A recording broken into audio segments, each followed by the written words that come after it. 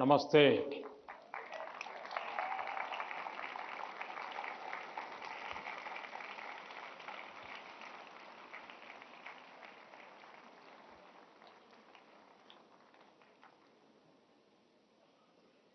अभी-अभी मैं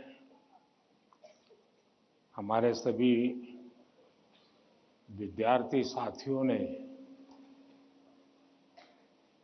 कुछ न कुछ इनोवेशन किए हैं, अलग-अलग प्रकार की आकृतियां बनाई हैं, नेशनल एजुकेशन पॉलिसी को आकृतियों में ढालने का प्रयास किया है।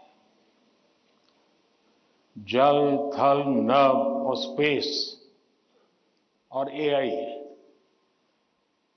इन सभी क्षेत्रों में देश की भावी पीढ़ी क्या सोचती है, उसके पास कैसे-कैसे सॉल्यूशंस हैं, ये सारी चीजें मुझे देखने का अवसर मिला, क्योंकि सबने एक से बढ़कर एक प्रस्तुति की है।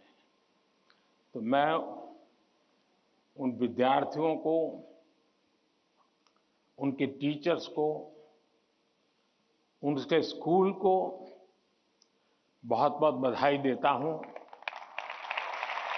आप उस स्थान पर आए हैं जहां भारत मंडपम के प्रारंभ में दुनिया के सभी बड़े-बड़े दिग्गज नेता 2 दिन बैठकर के यहां पर विश्व के भविष्य की चर्चा की थी। आज आप उस जगह पे हैं और आप भारत के भविष्य की चर्चा आज अपनी परीक्षा की चिंताओं के साथ-साथ करने वाले हैं। और एक प्रकार से परीक्षा पे चर्चा ये कार्यक्रम मेरी भी परीक्षा होता है। कुछ लोग होंगे जेन्युइनली जिनको लगता होगा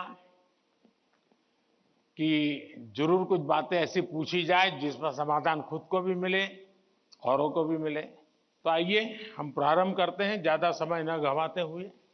माननीय प्रधानमंत्री जी, नमस्कार। मेरा नाम अर्श है। मैं जीएसबीवी बुराड़ी 12th एच का छात्र हूं। मेरा आपसे प्रश्न ये है कि हम अपने परिवेश में परीक्षाओं को लेकर नकारात्मक चर्चाओं को कैसे संबोधित कर सकते हैं, जो हमारी पढ़ाई और अच्छा प्रदर्शन करने की क्षमता को महत्वपूर्ण रूप से प्रभावित करती है। क्या छात्रों के लिए अधिक सकारात्मक और सहायक वातावरण बनाने के लिए कदम उठाए जा सकते हैं? धन्यवाद। परीक्षा पे चर्चा का 7वां एपिसोड है और जितना मुझे याद है, मैंने देखा है कि ये प्रश्न हर बार आया है और अलग-अलग तरीके से आया है।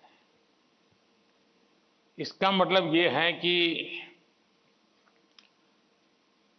7 साल में 7 अलग-अलग बैचेज इस परिस्थितियों से गुजरी है और हर नई बैच को भी इन्हीं समस्याओं का सामना करना पड़ रहा है।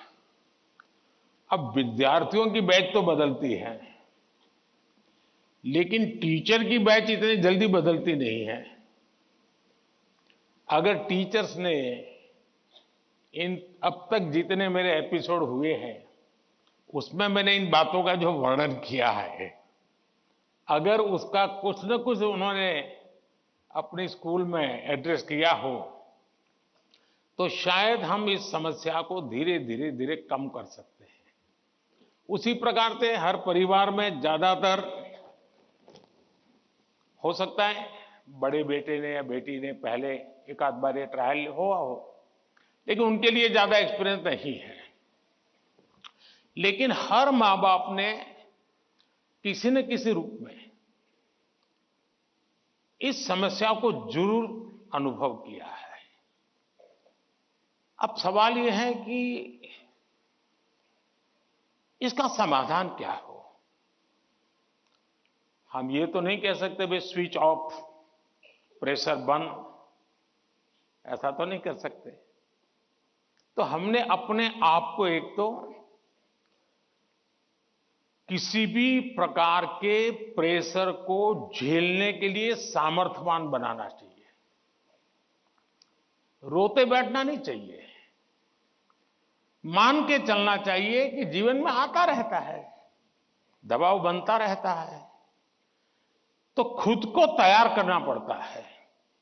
अब जैसे कभी आप उस स्थान पे जाते हैं जहां ठंड ज्यादा है और आप किसी गर्म इलाके में रहते हैं, तो हम मन को तैयार करते हैं कि आज अब मुझे 3-4 दिन के बाद ऐसे इलाके में जाना है जहां ठंड ज्यादा है। तो मन से आप तैयार करते हैं तो धीरे धीरे तो लगता है, पहुंचने के बाद कभी लगता है यार मैंने तो सोचा था उससे तो ठंड कम है, क्योंकि आपने मन से तय कर लिया है। और इसलिए आप टेम्परेचर कितना है कितना नहीं वो देखने की जरूरत नहीं पड़ती, आपका मन तैयार हो जाता है। वैसे ही दबाव को हमने अपने तरीके से मन से एक बार इस स्थिति से जीतना है, ये तो संकल्प करना होता है। दूसरा, ये जरा दबाव के प्रकार देखें। एक तो दबाव होता है खुद ने ही जो अपने लिए तय करके रखा है कि सुबह 4 बजे उठना ही उठना है, रात को 11 बजे तक पढ़ना ही पढ़ना है, आपने तो इतने आंसर सॉल्व करके ही जीतना है, और बड़ा दबाव खुद ही अनुभव करते हैं। मैं समझता हूं हमने उतना स्ट्रेच नहीं करना चाहिए कि जिसके कारण हमारी एबिलिटी ही टूट जाए। हमने स्लोली इंक्रीमेंट करना चाहिए। चलिए भाई, कल मैंने 7 क्वेश्चन सॉल्व किए थे रात को, आज 8 करूंगा।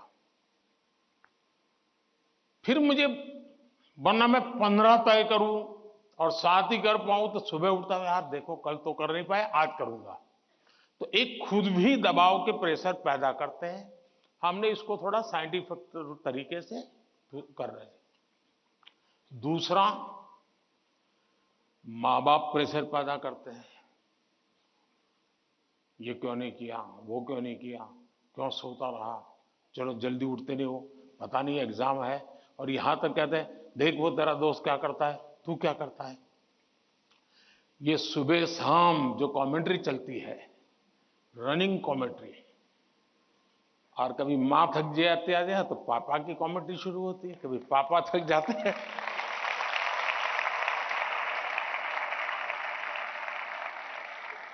तो बड़े भाई की कमेंट्री शुरू हो जाती है, और वो अगर कम पढ़ता है तो स्कूल में टीचर की।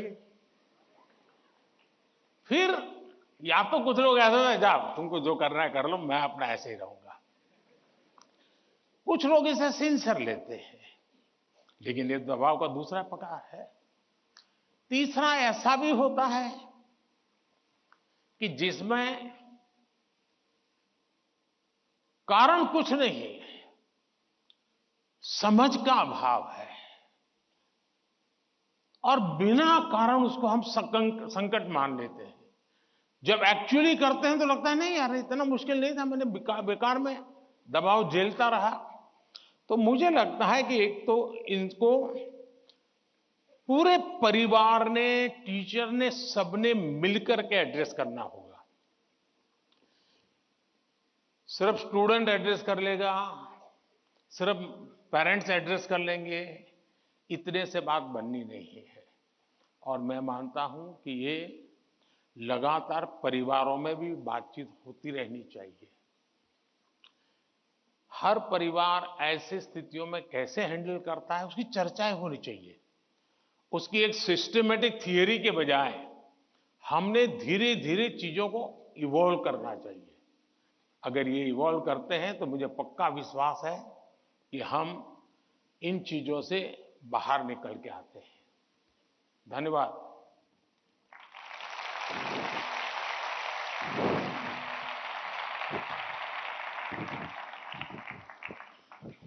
हमें ऐसा देश बना करके देना है दोस्तों, ताकि आपके भावी पीढ़ी को भी, आपके संतानों को भी लगे कि हम ऐसे देश के अंदर और पूरी तरह खिल सकते हैं, अपना सामर्थ्य दिखा सकते हैं। और ये हमारा सामूहिक संकल्प होना चाहिए, ये हमारा सामूहिक रिजॉल्व होना चाहिए, और परिणाम मिलता है। और इसलिए साथियों, जीवन में पॉजिटिव थिंकिंग की बहुत बड़ी ताकत होती है। बुरी सी बुरी चीज में भी पॉजिटिव देखा जा सकता है, उसको हमने देखना चाहिए। धन्यवाद जी।